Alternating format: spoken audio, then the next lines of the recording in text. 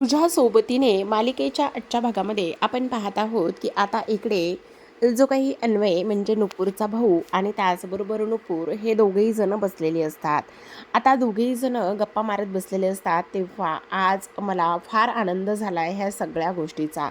म्हणजे तुला खरं खरं सांगू का नुपूर, आज माझ्या मनावरचं ओझं कमी झालेलं आहे आणि त्याचबरोबर हे सगळं काही कशामुळे झाले कशामुळे नाही ह्या गोष्टी तुझ्या लक्षात येत आहेत का? खरंच आज ना मला फार फार आनंद झाला आहे असं इकडे आता तो बोलत असतो. आणि तेव्हा नुपूर म्हणत असते, दादा मला कळतंय तुला तर आनंद झालाच आहे, पण मला खरं खरं एक गोष्ट सांग.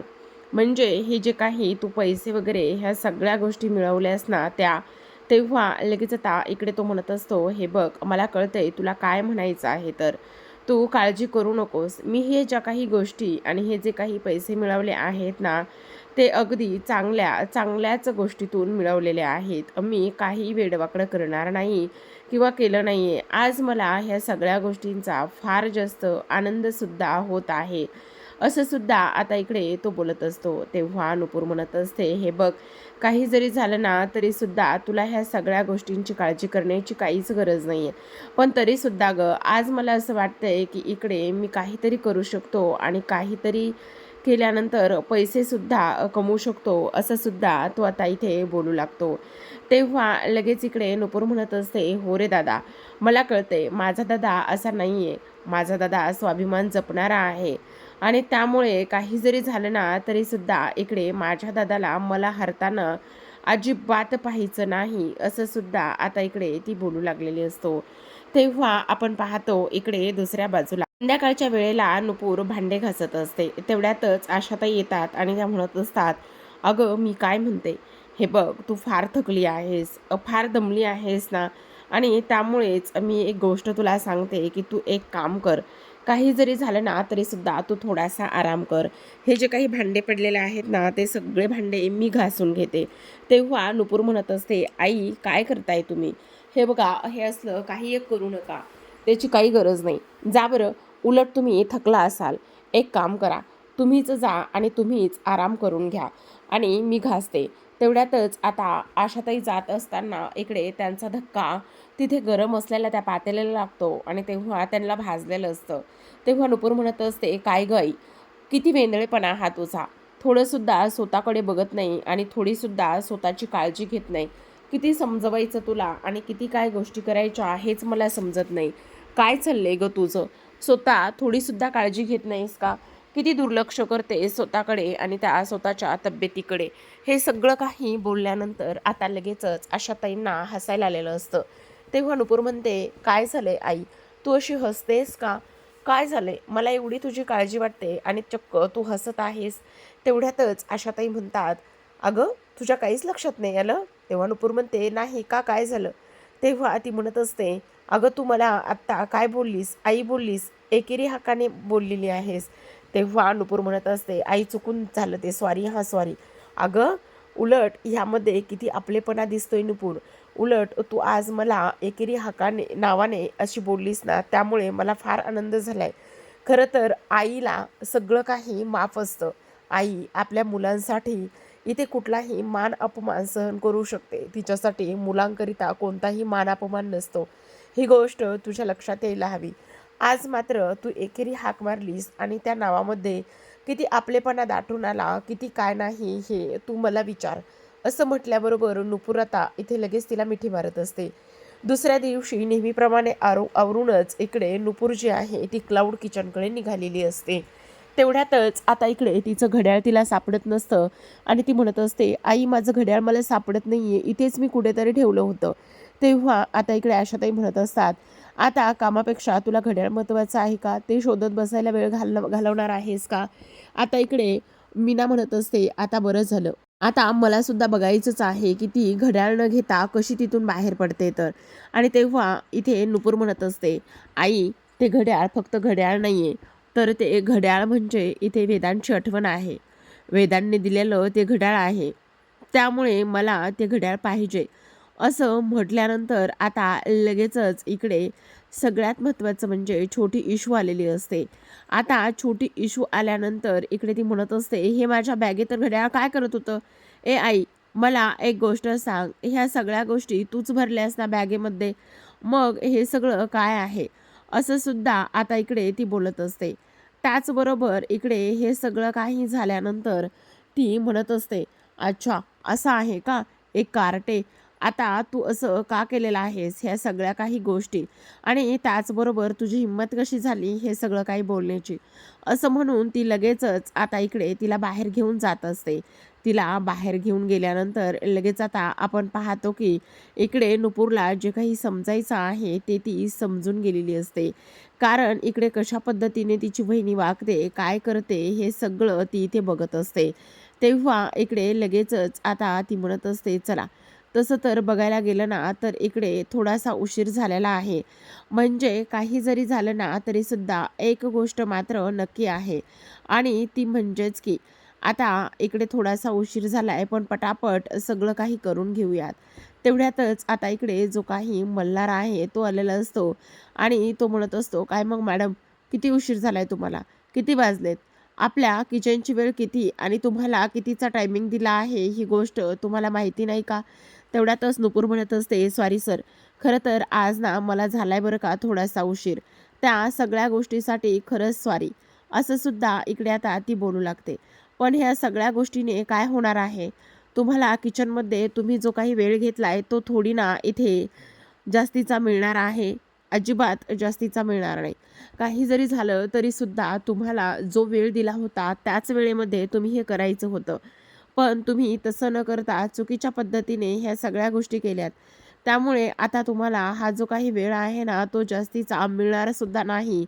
असं सुद्धा आता इकडे ती बोलू लागते. तेव्हा ती म्हणत असते, "इट्स ओके सर, नका देऊ मला तुम्ही जास्तीचा वेळ. जेवढा वेळ देताय तेवढ्याच वेळामध्ये मला काम करू द्या. मला चालेल." पण माझं घड्याळ सापडत नव्हतं. तेव्हा तो म्हणत असतो, "आत्ता किती वाजलेत?" तेव्हा नुपुरी ते मोबाईलमध्ये पाहते आणि म्हणत असते, "8 वाजलेत." तेव्हा तो म्हणत असतो, "जर वेळ सांगण्यासाठी तुम्ही मोबाईलचं घड्याळ वापरताय, मोबाईल बघताय, तर मग तुम्हाला हातामध्ये कशाला घड्याळ हवं होतं? वेळेत कामाला यायचं ना." तेव्हा नुपूर म्हणत असते, "काही वेळा ह्या अघटित असतात, आणि घड्याळाची वेळ जी आहे ना ती माझ्यासाठी फार महत्त्वाची आहे.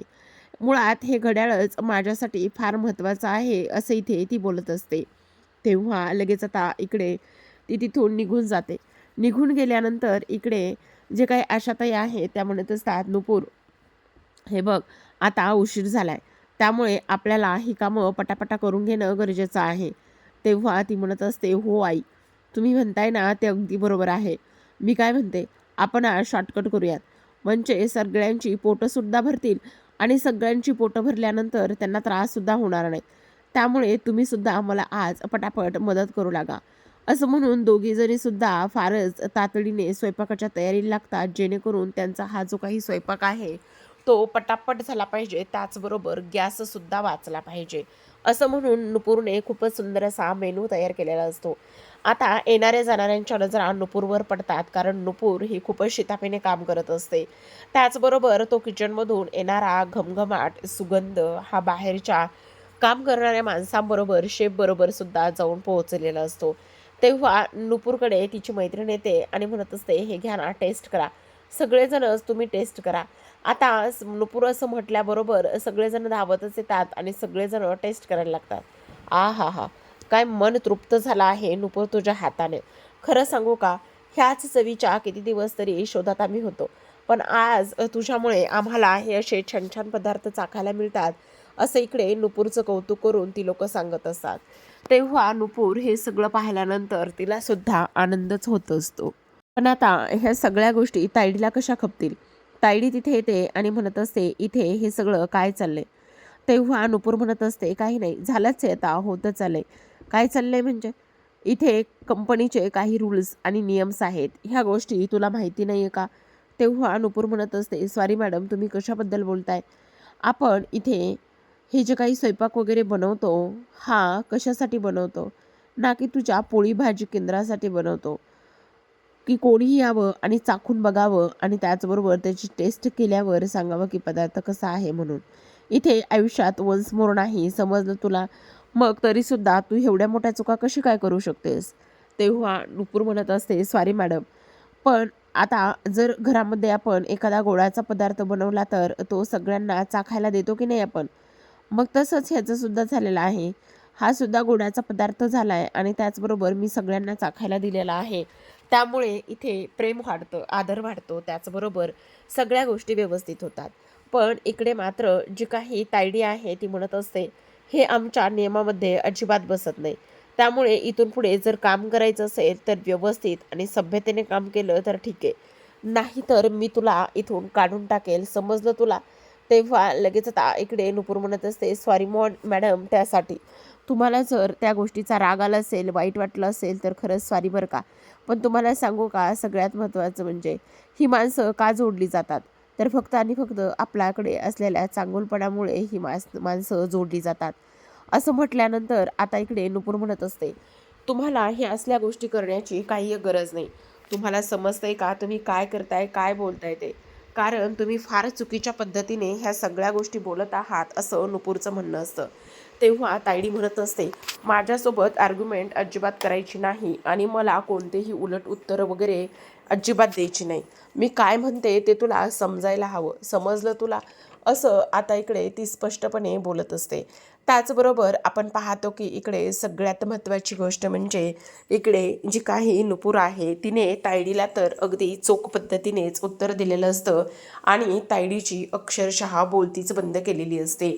शेवटी काय तर इकडे आता जी काही आपली आशा आहे ती म्हणत असते, "खरं तर ह्या सगळ्या गोष्टी माझ्यामुळे होत आहेत. माझ्यामुळे तुला ह्या सगळ्या गोष्टींचा त्रास इथे सहन करावा लागतोय." तेव्हा नुपूर म्हणत असते, "नाही आई, असं काही नाही आहे. तुम्ही उगाचच स्वतःला का बरं त्रास करून देताय? आणि ह्या सगळ्या गोष्टी तुम्ही एवढ्या मनावर नका बरं घेत जाऊ." असं सुद्धा आता इकडे ती बोलत असते.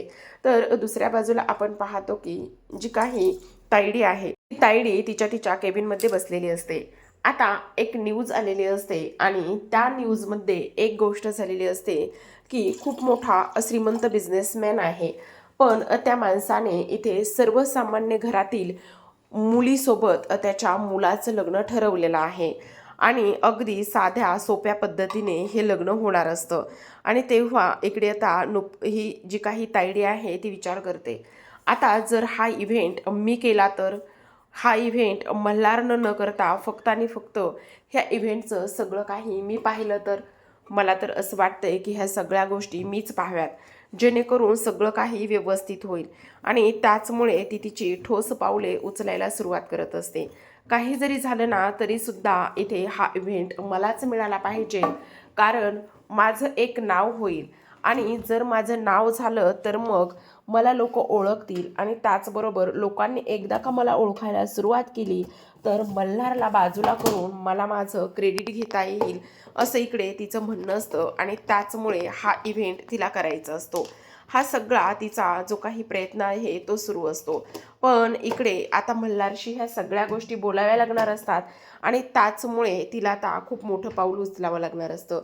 पण लगेचच आता मल्हारकडे धावत जाते आणि मल्हारकडे धावत गेल्यानंतर ती म्हणत असते, "मल्हार, मला तुझ्याशी थोडंसं बोलायचं आहे. मला आज तुला काहीतरी सांगायचंय." तेव्हा मल्हार म्हणत असतो, "तायडे, तुझ्या चेहऱ्यावरूनच दिसतंय की तू किती आनंदात आहेस आणि खूप मोठी गोष्ट इथे झालेली आहे हे तुझ्या चेहऱ्यावरून स्पष्टपणे दिसत आहे." तेव्हा लगेच ती म्हणत असते, "अगदी बरोबर ओळखलेला आहेस तू. तुला एक गोष्ट सांगू का? बेस्ट बिझनेसमॅन म्हणजे खूप मोठे बिझनेसमॅन त्यांच्या मुलीच्या लग्नाचा इव्हेंट आहे आणि तो इव्हेंट मला करायचा आहे आणि प्लीज तू नाही म्हणू नकोस." तेव्हा लगेच तो म्हणत असतो, "ताईडे, काय चाललंय तुझं? मी तुला ह्या सगळ्या गोष्टीबद्दल कधी नाही म्हणेल का?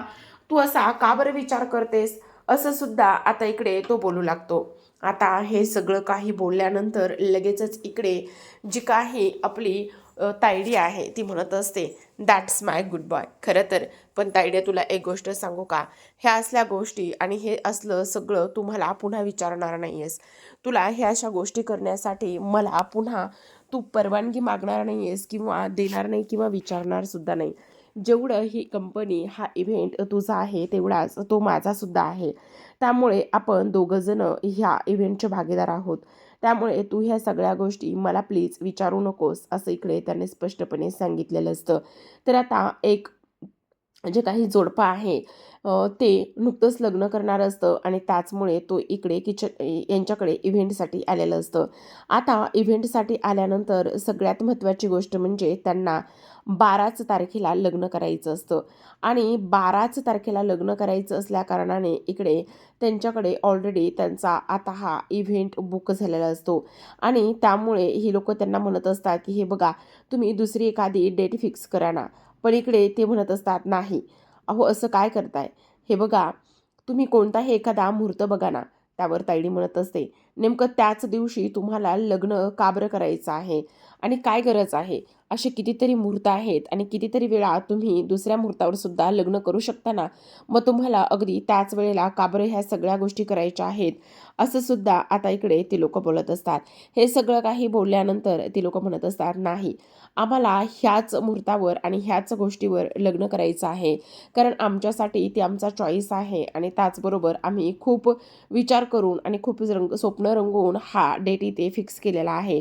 असं सुद्धा आता इकडे तो बोलत असतो. आता हे सगळं काही बोलल्यानंतर लगेचच इकडे दुसऱ्या बाजूला जी काही आपली नुपूर आहे, ती नुपूर इथे विचार करत असते. तर इकडे तायडी म्हणत असते, "हे बघा, असं काही नसतं हो. लग्न म्हणजे लग्न असतं आणि त्याचबरोबर ते कधी होतंय, काय होतंय असं काही नसतं. तुम्ही ती 12 तारीख सोडा आणि दुसऱ्या दुसऱ्या एखाद्या तारखेला तुम्ही ते लग्न करा. त्याने फार फार तर काय फरक पडणार आहे?" "नाही हो मॅडम, सॉरी.